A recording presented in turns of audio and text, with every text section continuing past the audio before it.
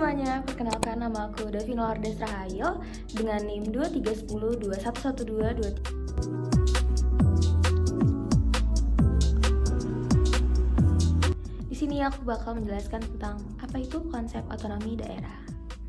Konsep otonomi daerah merujuk pada hak, wewenang, dan kewajiban daerah otonom untuk mengatur dan mengurus urusan pemerintahan serta kepentingan masyarakat setempat sesuai dengan peraturan perundang-undangan. Di Indonesia, otonomi daerah diterapkan berdasarkan prinsip desentralisasi yang memungkinkan daerah untuk memiliki keleluasan dalam pengelolaan sumber daya dan pelayanan publik. Otonomi daerah diatur dalam Undang-Undang Nomor 23 Tahun 2014 tentang Pemerintahan Daerah dan Pasal 18 Undang-Undang Dasar 1945. Ini menekankan bahwa Indonesia adalah negara kesatuan yang memberikan kewenangan kepada daerah untuk mengatur urusannya sendiri. Prinsip pembagian kewenangan antara pemerintah pusat dan pemerintah daerah menurut Undang-Undang Nomor 23 Tahun 2014 tentang pemerintahan daerah mencakup beberapa aspek sebagai berikut. Yang pertama ada desentralisasi, yaitu penyerahan urusan pemerintahan oleh pemerintah pusat kepada daerah otonom berdasarkan asas otonomi. Ini memungkinkan daerah untuk mengatur dan mengurus urusannya sendiri sesuai dengan kebutuhan lokal. Yang kedua ada dekonsentrasi, yaitu pelimpahan wewenang dari pemerintah pusat kepada gubernur sebagai wakil pemerintah pusat serta instansi vertikal di wilayah tertentu. Ini bertujuan untuk memastikan bahwa kebijakan pemerintah pusat dapat diterapkan secara efektif di daerah. Lalu yang ketiga, tugas pembatuan, yaitu penugasan dari pemerintah pusat kepada daerah otonom untuk melaksanakan sebagian urusan pemerintahan yang menjadi kewenangan pemerintah pusat atau dari pemerintah daerah provinsi kepada kabupaten atau kota. Dengan demikian, Undang-Undang Nomor 23 Tahun 2014 mengatur hubungan antara pemerintah pusat dan daerah dengan menekankan pentingnya desentralisasi, pengawasan, dan tanggung jawab dalam penyelenggaraan pemerintahan di Indonesia.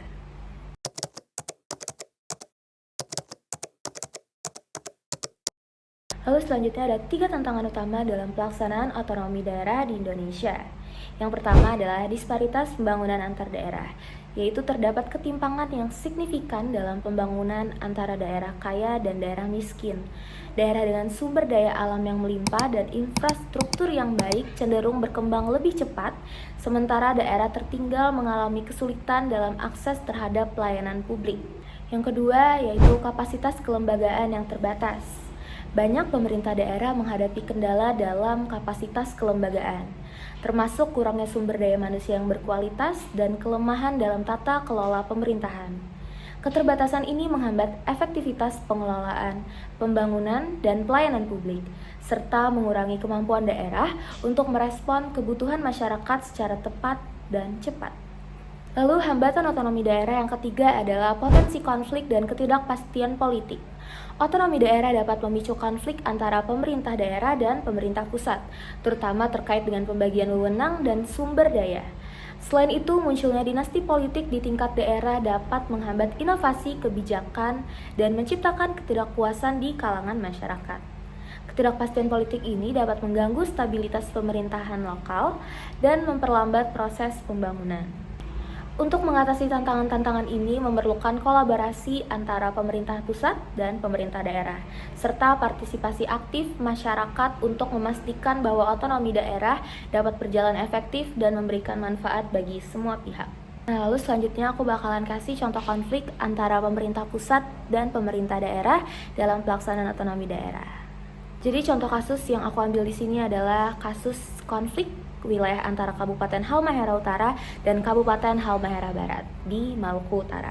Nah, jadi di sini aku mau maparin penyebab konfliknya dulu. Yang pertama yaitu pemekaran wilayah.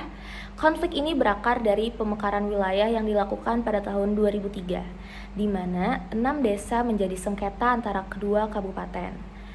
Masyarakat di 6 desa tersebut menolak untuk bergabung dengan Kecamatan Malifut yang merupakan bagian dari Kabupaten Halmahera Utara, karena alasan historis dan kedekatan emosional dengan Kabupaten Halmahera Barat.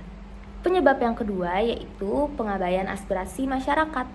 Penolakan masyarakat terhadap pemekaran dan penggabungan wilayah tidak ditanggapi dengan baik oleh pemerintah, yang menyebabkan ketidakpuasan dan ketegangan antara masyarakat dan pemerintah daerah. Penyebab yang ketiga yaitu perebutan sumber daya alam. Konflik juga dipicu oleh kepentingan sumber daya alam, di mana perusahaan tambang yang beroperasi di wilayah tersebut menjadi sumber pendapatan bagi pemerintah daerah, sehingga memperburuk persaingan antara kedua kabupaten.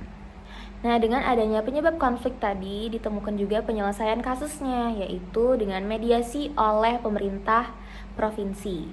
Diperlukan intervensi dari pemerintah provinsi untuk melakukan mediasi antara kedua kabupaten dan masyarakat desa yang terlibat dalam sengketa. Hal ini dapat membantu mencapai kesepakatan mengenai batas wilayah dan pengelolaan sumber daya alam. Lalu untuk penyelesaian kasus yang kedua yaitu revisi peraturan pemerintah. Mengkaji ulang dan merevisi peraturan yang mendasari pemekaran wilayah agar lebih mempertimbangkan aspirasi masyarakat setempat. Dengan penyelesaian konflik tersebut, diharapkan konflik dapat diselesaikan secara damai dan konstruktif, serta mencegah terulangnya masalah serupa di masa depan. Oke, segitu dulu pemaparan materi yang bisa aku sampaikan hari ini. Sekian dan terima kasih.